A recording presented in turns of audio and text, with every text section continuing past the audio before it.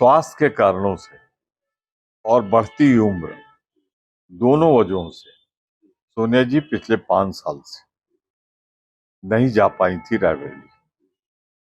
और स्वास्थ्य जिस तरह का है सोनिया जी का और जिस तरह से उनकी आयु है, हम सब ने उनसे राय दी थी, सुझाव दिया था, अनुरोध किया था कि आप राजनीति से अलग मत होइए, समाज सेवा से अलग मत होइए, बल्कि सक्रिय बनी रहिए और राज्यसभा में आ जाइए।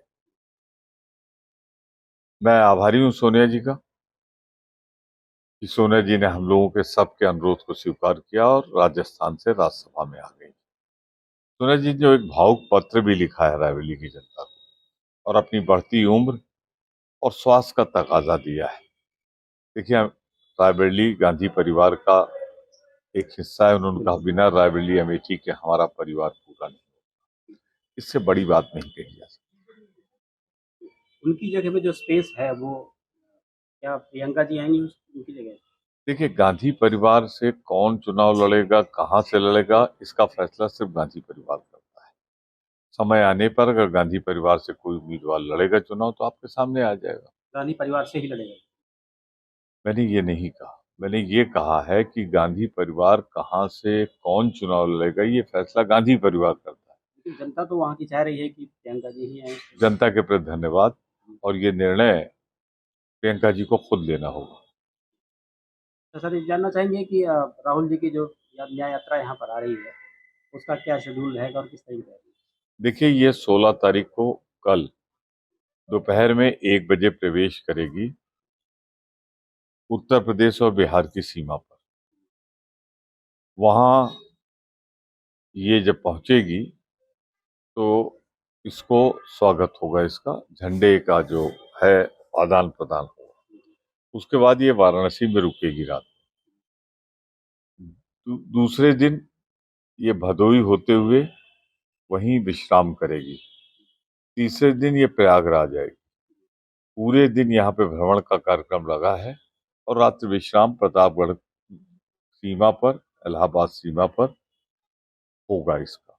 यहाँ प्रयागराज में कुछ लोगों से संवाद का भी कार्यक्रम। देखिए, ये यात्रा है भारत जोड़ो न्याय यात्रा, उसका एक शेड्यूल है, एक फॉर्म है, वो सब करेंगी और उसको करके ये न्याय यात्रा प्रतापगढ़ जाएगी। फिर अमेठी में नाइट हाल्ट है। उसके बाद दूसरे दिन ये लखनऊ पहुंच जाएगी। फिर उन्नाव, कानपुर होते हुए ये अब रुहेलखंड भी इसमें जुड़ गया है, बुंदेलखंड चली गई। इंडिया गठबंधन की जो सहयोगी दल है खासकर समाजवादी पार्टी है, उनके अंदर सब कुछ ठीक नहीं चल रहा है, चाहे स्वामी प्रसाद मौर्य हों, चाहे पल्लवी पटेल हों, चाहे चौधरी साहब हों। सबका ठीक, क्या सबका। गठबंधन इससे मजबूती कमजोर हो रही है? देखिए, समाजवादी पार्टी के आंतरिक मामले हैं, इसमें समाजवादी पार्टी से ही पूछे, वही जवाब देंगे। मेरे हिसाब से सब ठीक ठाक। लेकिन गठबंधन में सर आपकी पार्टी है ना, तो गठबंधन में पार्टी है ना, आप तो अगुवाई कर रहे हैं सबसे। गठबंधन में पार्टी है ना, पार्टी के अंदर क्या है ये तो पार्टी का आंतरिक प्रकरण होता है। सीट शेयरिंग का भी अभी बिल्कुल लगभग तय है, किसी भी समय घोषणा हो सकती है। कुछ लोग बिना किसी वजह के सुर्खियों में बने रहने के लिए बयान देते। दिनेश सिंह जी वही हैं जो कल तक सोनिया गांधी के नारे लगाते। दिनेश सिंह जी वही हैं जो सोनिया गांधी के खिलाफ चुनाव लड़े थे, भारी बहुमत से आ रहे हैं। दिनेश जी वही हैं जो बसपा में भी रह चुके, सारे दलों में रह चुके हैं। ठीक है, वो मंत्री हैं, पर सोनिया जी जितने वोटों से पिछली बार जीती थी, अगर वो लड़ती तो इससे कई गुना वोटों से। और मैं इतने कहना चाहता हूँ, हर आदमी को अपनी सीमा और मर्यादा के अंदर रहना चाहिए। कल जो उनकी नेता थी जिसके जिंदाबाद के नारे लगा रहे हो, आज उसके लिए इस तरह की भाषा बोलने पे जनता हंसती है और जनता पसंद नहीं करती।